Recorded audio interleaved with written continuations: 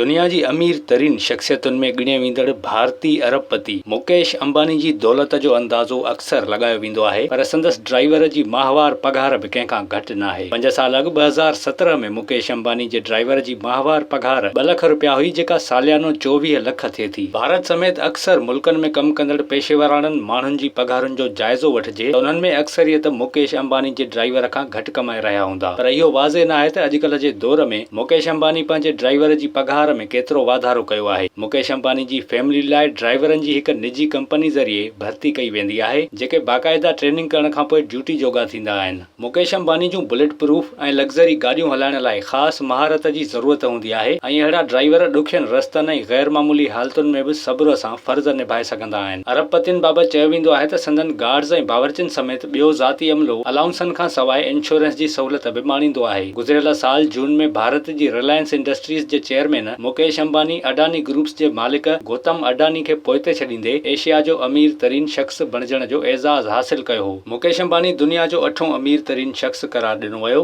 जंहिं बाद गौतम अडानी 9 नंबर ते हलियो वियो। हिकु आलमी इदारे जे अंकन अखरनि मूजिबि मुकेश अंबानी जे असासनि जी मालियत 99.7 अरब डॉलर आहे, जॾहिं त गौतम अडानी 98.7 अरब डॉलरनि जो मालिक आहे। सॼी दुनिया में अमीर शख़्सियतुनि जो जाइज़ो वठिजे त अमेरिकी कंपनी एमेज़ॉन जो मालिक जेफ बेज़ोस ऐं पोइ टेस्ला जो मालिक एलोन मस्क सभ खां अमीर आहिनि। विज़िट कयो अवामी आवाज़ मीडिया ग्रुप जी वेबसाइट awamiawaz.pk